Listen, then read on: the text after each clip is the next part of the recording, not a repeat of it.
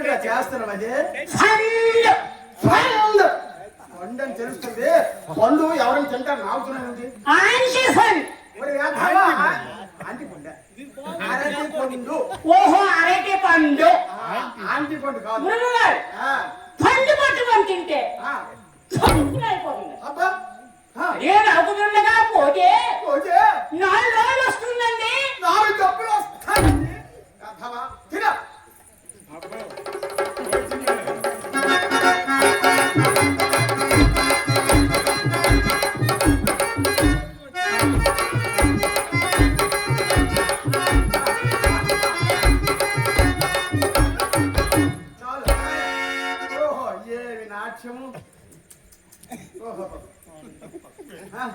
మొదలు తొండలాగా ఉంది మోకం. అయ్యిందా పని?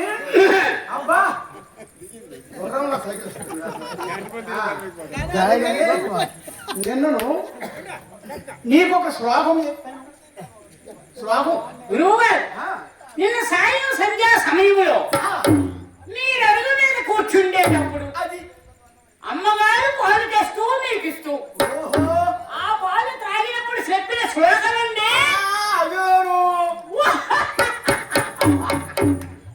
అది మొన్ననే వచ్చేసింది. నిన్న చెప్తే మొన్న వచ్చిందా ఉంటారు పింజారి వెధవా. నిన్న చెప్తే ఈ రోజు వెడికొచ్చింది అప్పు చెప్పేస్తాను. అర్థమైందా? ఏదైనా ఒకసారి ఒక చెప్పు. ఇలాంటి ఎదవ తెలివితేటలో నీకు జాస్తి. మర్చిపోయి పండు తిన్నాడంటే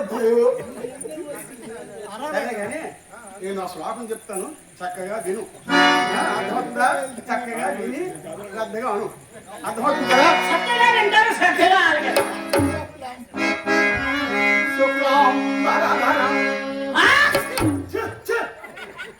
శివామని శ్లోకం ప్రారంభిస్తే వేధవ తుమ్ముతున్నాడు. ముక్కు మీద గుద్దేస్తాను వేధవా. ఎడు చూస్తున్నావు ఎడు చూస్తా వేధవా.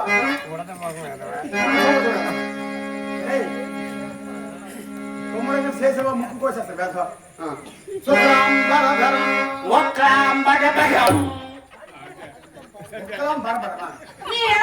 అంటే నేను అంటున్నానంటే గోబలు కనబడుతుందా?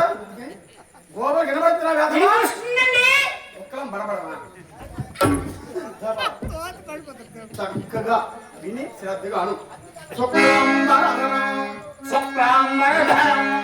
అది విష్ణు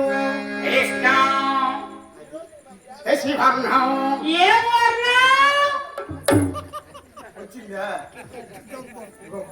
పొట్ట వచ్చిందిరా వేధవా. ఏ వర్ణం ఏమిట్రా?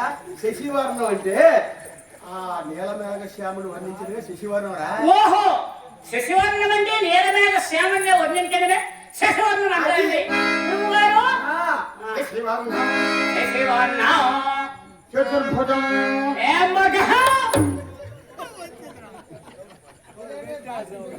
ఇలాంటి వేధవ నన్ను బాగుపడిన కూడా బాగుపడు. ఏం భుజం ఏమిట్రా? చతుర్ అనగా 4.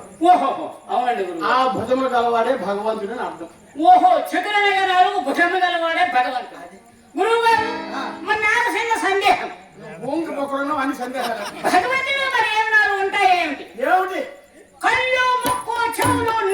ఇలాంటి ఎదవ తెలివితేట చెప్పింది విను. ఇలాంటి చక్కగా విని శ్రద్ధగా చతుర్భుజం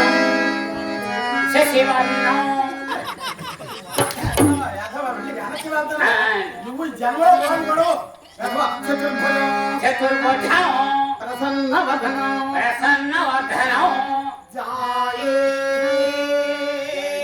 అలాగే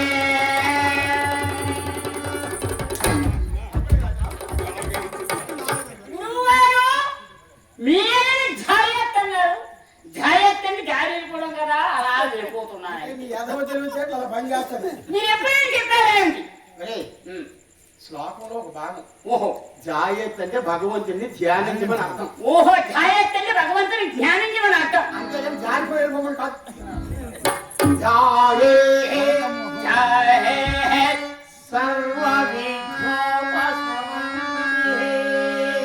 అంత పొడుగు నాకు రాదే అంత పొడుగు కాదా? గురువు ఎత్తి సెలవు రాదా? చెక్క చెక్క ముక్క ముక్క వెండి చెప్పండి. అది విడదీయకూడదు. ఓ చెక్కకు చెక్క మొక్కకు మొక్క వేదవా. ఒక్కరు పొడి చెక్క చక్కగా శ్రద్ధగా కలిపి అనాలి. కలిపి ఆ? కలిపే అనాలి. ఆ, అది పొడుగు కాదు పొట్టి కాదు. ఓ మొక్కకు మొక్క చెక్కకు చెక్క ఉంటే డొక్కలు పడుతుంది. సర్వ విఘ్నోపశాంతి సర్వ విఘ్నోపశాంతి.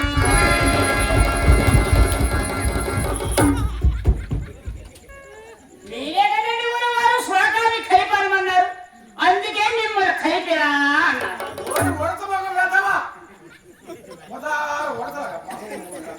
మరి కలిపాలంటే శ్లోకాన్ని కలపమని కానీ ఓహో శ్లోకాన్ని కలిపనమన్నారు. కలిపని కాదురా వేదవా. సర్వ విఘ్నోపశాంతి సర్వ విఘ్నోపశాంతి.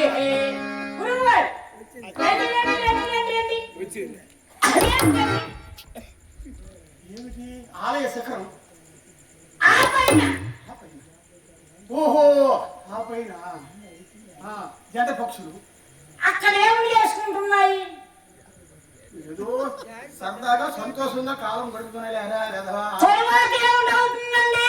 అది నీకు అవసరమా? అది నీకు అవసరమా? ఆవిడ గుడ్డు పెడుతుందిరా.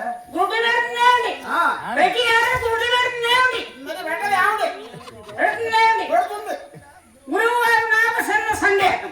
సందేహం ముందు కూడా తర్వాత ఈ పొట్టు పుట్టాడు. గురువు గారు ఆ, ఎప్పుడైనా ఎప్పుడైనా ఏనాడైనా ఏనాడైనా ఎక్కడైనా ఎక్కడైనా అమ్మగారు గుడ్డు పెట్టారే. అప్రాచ్చి వేదవా. ఒరే ఒరే అమ్మగారు గుడ్డు పెట్టి బిడ్డ శాఖ వేదవా. మీరే కదండి గురువు గారు ప్రతి ఏడాది గుడ్డు పెడుతుందన్నారు. ఓహో ఈ ఎదవ తెలివితే ఇలా పని చేసా. సరే ప్రతి ఆది గుడ్డు పెడుతుందంటే పక్షి జాతిలో ప్రతి ఆది గుడ్డు పెడుతుందని అర్థం అయినా. ఓహో పక్షి జాతిలో ప్రతి ఏడాది గుడ్డు పెడుతుందని అర్థం. కానీ అమ్మగారు పక్షి జాతి కాదమ్మ. పక్షి అమ్మగారంటే అందరూ మనుషులు రా. ఓహో పక్షి జాతిలో ఆడది గుడ్డు పెడుతుంది. మనుషులు పెట్టరు. గురువు గారు ఏమిటి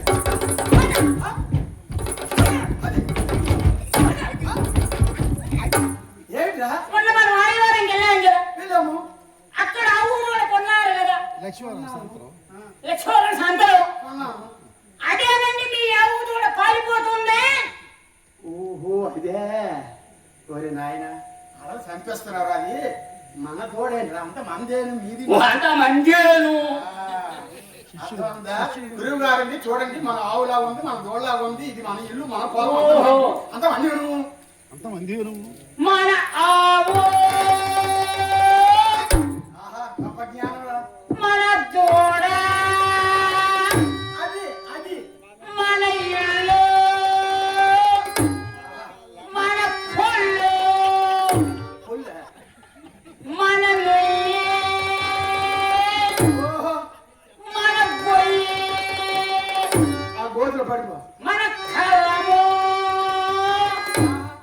మన పిల్లము. అర్థవా అర్థవా కడుపు అనంతం గడిచి అర్థవా మన పిల్లలే ఉంటారు కడుపు అర్థవా.